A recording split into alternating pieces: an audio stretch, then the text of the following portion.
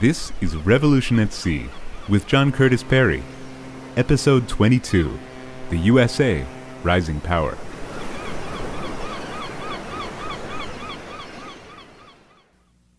And so we come to the USA, Rising Hyperpower. The turn of the 19th century sees the USA join the great powers on the world stage. It's important for us to note that underlying the international politics of these times was the flow of maritime trade. Ocean as avenue had been supplying the lifeblood of European North America from its birth. For colonists, overseas commerce did not merely make life comfortable, at least for some, it made it possible. The natural resources of the 13 colonies generated an aura of prosperity that exercised a magnetic impact on people abroad, luring them across the ocean to build new lives here. An extraordinary environment met them, offering both challenge and opportunity. The land was thinly populated with indigenous people, easy to push aside. It was fantastic in space, in quantity, and it was pristine, unlike well-worn oceanic Europe. Great untouched forests, lush meadows, and crystal streams provided ample raw materials to supply all that was wanted by the Old World. These raw materials could be readily exchanged for European processed goods, a classic swap made possible by using the blue water sea as a medium. The sea also provided the livelihood of the colonies when land travel was slow, expensive, and uncomfortable. Brownwater coastal traffic was indispensable, an essential binder, economic, cultural, and ultimately political. This was not just a matter of moving bulk goods, but people and information. The proximity of the sea to most of the population made such movement possible. The 13 colonies were all coastal. This encouraged shipbuilding, largely in New England. By the time of the War of Independence, around 500 ships were sliding down American ways every year. With abundant, cheap timber, Yankees could build ships 30% more cheaply than the British, and were producing 1/3 of Britain's merchant ships. Colonial America was also generating a shipping business. Shipping generates invisibles, services like insurance, bookkeeping, and legal matters, plus ancillary activities like provisioning and warehousing. Thus, as American maritime industry begins to grow capital, merchant ship owners emerge as the nation's first millionaires. 50% of the population was non-English, yet the British and American economies were closely interrelated, and the British influence was culturally dominant.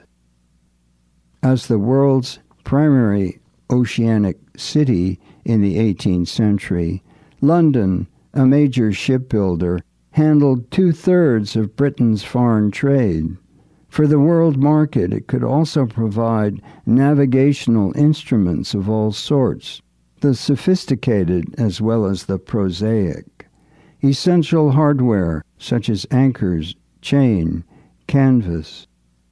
British nails and sails were cheaper than American, but Americans held the great asset of inexpensive, fine timber in unlimited quantities.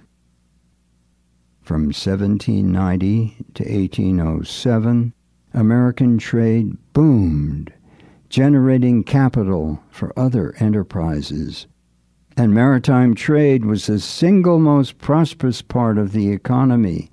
Shipbuilding and shipping grew dramatically, as did American seaport cities like New York, Boston, Philadelphia, Baltimore.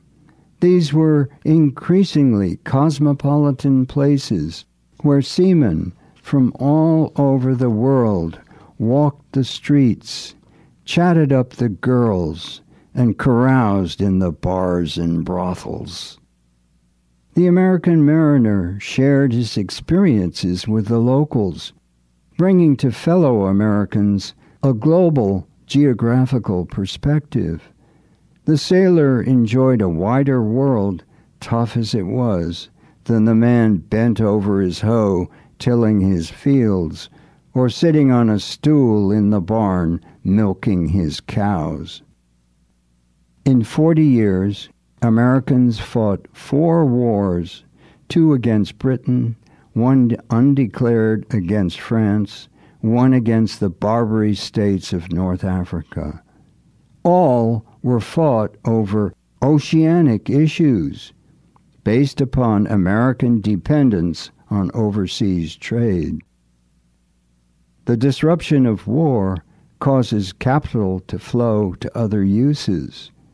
Americans discover the merits of the machine, in at least one case through industrial espionage.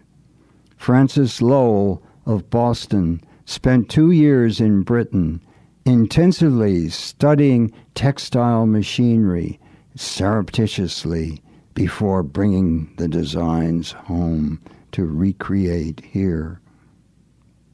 We can say that the economy begins a shift from wharf to waterfall, from sail to spindle. Water-powered cotton mills make Rhode Island and Massachusetts the seedbed of American industry, yet the maritime continued to grow. The period 1815 to 1860 would be the golden age of America and the sea, dominated by New England, with New York City serving as its southern anchor. As the world entered the last decade of the Age of Sail, American merchant ships in number and in quality compared favorably with the British. As the century had progressed, clipper ships capture the imagination. Their emergence illustrates the slowness of the steam revolution. Fulton's steamboat, Clermont, chugged up the Hudson in 1807, but sail remained paramount. From 1833 to 1858, Americans built some 350 clipper ships, an era lasting only 1 generation. They broke all records for wind-propelled vessels. Speed, not capacity, was their prime feature, like that of the 20th century SST Concorde. But the clipper was not an invented type. It was evolutionary, not revolutionary. The clipper hull was designed for speed with its sharp bow, narrow stern, and rig designed for maximum canvas. The huge spread of sail demanded towering masts. These ships, expensive to build, required large crews, as well as extra sets of sail and spare masts. Hence, they carried high maintenance and operating costs. They were products of intuitive genius as well as precise measurement, mathematical calculation. That is, artistry as well as science, and craftsmanship, not mass production. Clippers generated great symbolic, emotional power. Like the celebrated frigate USS Constitution, they were American and perceived as the finest. The clipper would provoke rhapsodic praise both from historians, America's Parthenon, and contemporaries such as the sculptor Horatio Greenough, who writes, "Mark the majestic form of her hull as she rushes through the water. Observe the graceful end of her body, the gentle transition from round to flat, the grasp of her keel, the leap of her bows, the symmetry and rich tracery of her spars and rigging, and those grand wind muscles, her sails." The clipper was identified with the China trade and the California gold rush. Americans did not take to tea as much as coffee, but tea supplied a lucrative commodity to sell to the British. London merchants would pay a premium price for the first crop of the season, thus encouraging sea captains to stretch their canvas in a highly competitive race. As steam propulsion increasingly takes hold, the clipper represents an obsolescent technology. But for Americans, ample, cheap timber meant little initial interest in the iron hulls so suited to steam engines. Yet the strength and success of the American merchant marine until mid-19th century gave the nation prestige and position otherwise unwarranted by a largely undeveloped, although potentially vastly rich, country. Alexis de Tocqueville, in his influential Democracy in America, published in 1835, wrote, "I cannot express my thoughts better than by saying that the Americans put something heroic into their way of trading. The American crosses the sea faster and sells his goods cheaper than any other trader in the world. What England is to Europe, so the U.S. will be in the other hemisphere.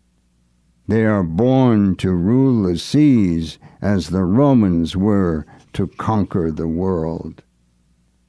America's Civil War, 1861 to 1865, carried two major oceanic impacts for the nation. First was the great blow to overseas commerce.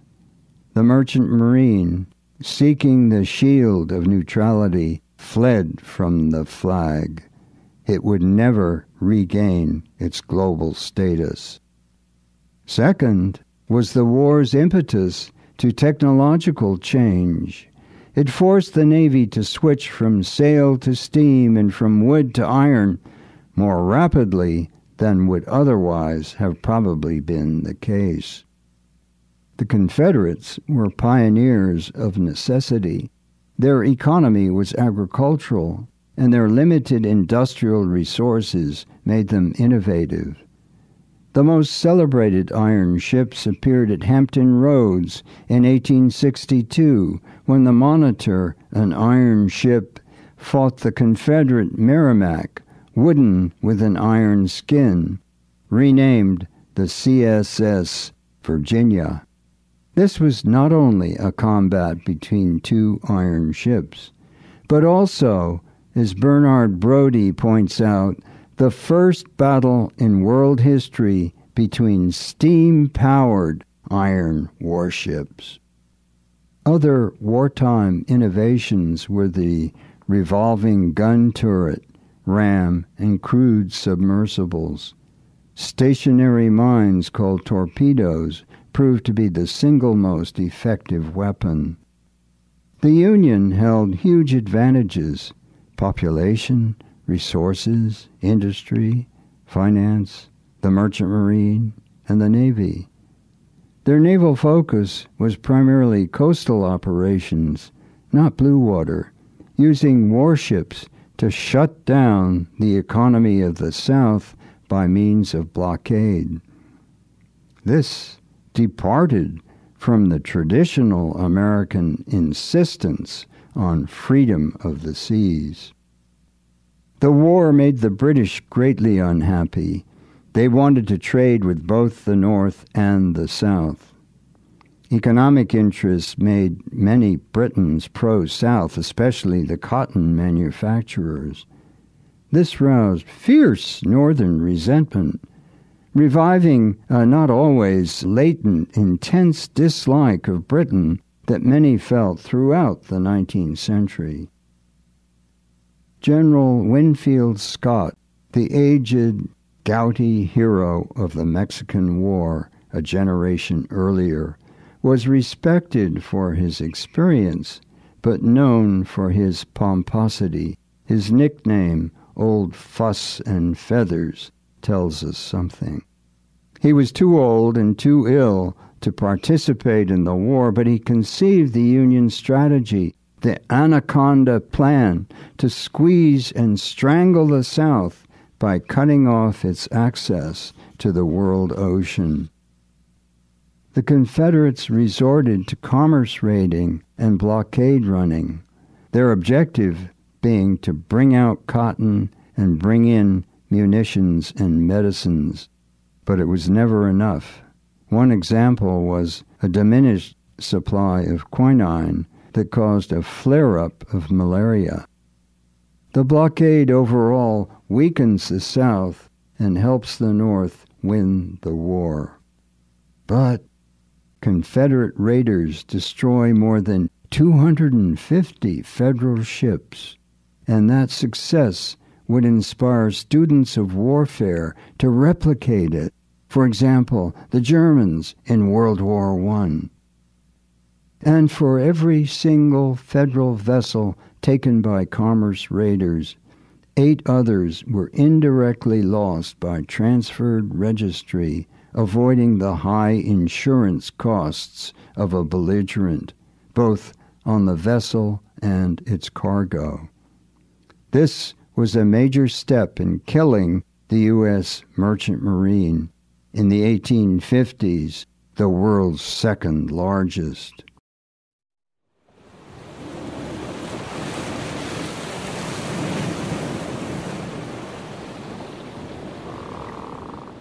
After the war, Americans begin to look inward, departing from their earlier passion for the sea. Join us next time for episode 23, as we explore this American withdrawal from the seas.